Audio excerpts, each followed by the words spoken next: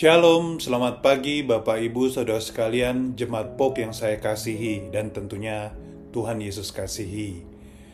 Puji Tuhan, kita sudah memasuki minggu yang baru di tanggal 2 Maret 2026 hari ini. Dan sapaan pagi hari ini diambil dari surat Titus 3 ayat 3-7. Karena dahulu kita juga hidup di dalam kebodohan, tidak taat, sesat, menjadi hamba berbagai-bagai nafsu dan keinginan, hidup dalam kejahatan dan kedengkian, keji, saling membenci. Tetapi ketika nyata kemurahan Allah, Juru Selamat kita, dan kasih-Nya kepada manusia, pada waktu itu Dia telah menyelamatkan kita, bukan karena perbuatan benar yang telah kita lakukan, tetapi karena rahmat-Nya melalui permandian kelahiran kembali dan melalui pembaruan yang dikerjakan oleh Roh Kudus, yang sudah dilimpahkannya kepada kita melalui Yesus Kristus Juru Selamat kita, supaya kita sebagai orang yang dibenarkan oleh anugerah-Nya menjadi ahli waris kehidupan kekal sesuai dengan pengharapan kita.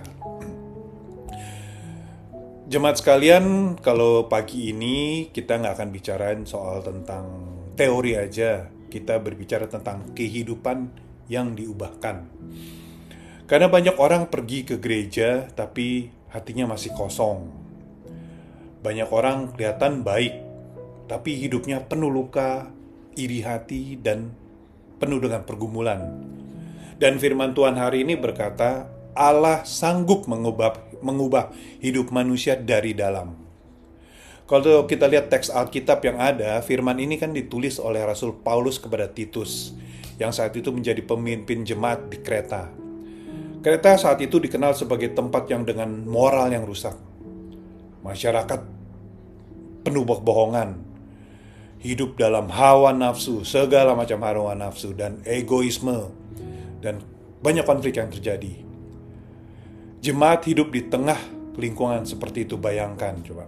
Tapi Paulus menulis untuk mengingatkan mereka, kamu dulu juga seperti dunia ini, tetapi sekarang kamu sudah diubah oleh Tuhan.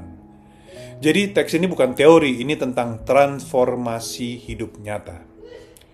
Dan kalau kita lihat dari makna teks Alkitab, ada beberapa hal. Yang pertama, realita manusia tanpa Tuhan. Firman Tuhan jelas ya di situ. Dan jujur, kita dulu bodoh, sesat, diperbudak dengan keinginan dunia, hidup dalam iri hati dan kebencian. Saudara sekalian, ini kondisi hati manusia tanpa Tuhan tentunya. Ya, seperti rumah yang kelihatannya bagus di luar, tapi dalamnya banyak sampah dan bau busuk malah. Ya, begitulah hidup manusia tanpa pembaruan Tuhan. Dosa bukan hanya perbuatan, dosa juga adalah kondisi hati kita. Makna yang berikutnya adalah kasih Allah menyelamatkan. Kalau kita lihat dari ayat 4-5, di situ ayat berkata, ketika nyata kemurahan Allah. Kita perhatikan, bukan kita yang mencari Tuhan dulu, Tuhan yang datang mencari kita. Keselamatan bukan karena kita rajin datang beribadah, karena kita baik sama orang, atau bahkan merasa kita layak untuk dapatkan, bukan. Tentunya karena belas kasihan Tuhan, kasih karunia, dan pembaruan Roh Kudus. Ya, kalau ilustrasinya seperti anak kecil yang jatuh di lumpur, seperti gambar Pendeta Quinn kemarin pada saat khotbah hari Minggu. Dia nggak bisa membersihkan dirinya sendiri. Bapaknya datang, angkat, membersihkan, dan tentunya memeluknya. Itulah kasih karunia. Makna berikutnya adalah identitas baru. Kalau kita lihat dari ayat 6-7, firman berkata kepada kita, dibenarkan oleh kasih karunia, kemudian dilahirkan kembali, dan akhirnya kita layak menerima hidup kekal. Artinya, masa lalu kita nggak menentukan masa depan. Dosa tidak lagi berkuasa terhadap kita, dan hidup baru sudah tersedia. Jadi saudara bukan lagi orang lama, saudara adalah ciptaan baru. Nah, gimana relevansi dengan kehidupan kita saat ini? Firman ini sangat nyata untuk zaman sekarang ya Bapak Ibu. Hari ini dunia berkata sukses itu adalah nilai diri. Kalau kita sukses, nilai kita tinggi. Uang adalah hampir segalanya. Uang bisa membeli kebahagiaan. Penampilan kita adalah identitas kita. Kalau kita usaha sendiri, kita mendapatkan keselamatan. Tapi kenyataannya, banyak orang kaya tetap merasa kosong. Banyak orang yang sukses, tapi tetap aja gelisah, susah tidurnya kali ya. Banyak orang senyum, tapi hatinya hancur. Kenapa? Karena perubahan luar tidak mengubah hati. Hanya Roh Kudus yang bisa mengubah hati manusia. Tuhan masih bekerja pada kita hari ini, memulihkan keluarga kita, menyembuhkan luka batin yang pernah ada dalam hidup kita, dan membebaskan kita dari kebiasaan dosa yang mungkin sering kita lakukan, beberapa masih kita lakukan, tapi pada saatnya kita harus terbiasa bebas dari dosa tersebut. Dan tentunya Tuhan masih bekerja untuk memberi pengharapan baru. Tidak ada hidup yang terlalu rusak bagi Tuhan. Untuk itu jemaat sekalian, pesan-pesannya adalah yang pertama, ingat dari mana kita berasal. Jangan sombong rohani. Jika kita berubah, itu karena kasih karunia Tuhan. Semua karena Tuhan. Kerendahan hati menjaga kita dekat dengan Tuhan. Hal yang kedua yang menjadi pesan saat ini adalah hidup dalam perubahan nyata. Jika Tuhan sudah memperbarui kita, maka tinggalkanlah segala kebencian, tinggalkanlah iri hati, dan secara umum tinggalkanlah kehidupan lama.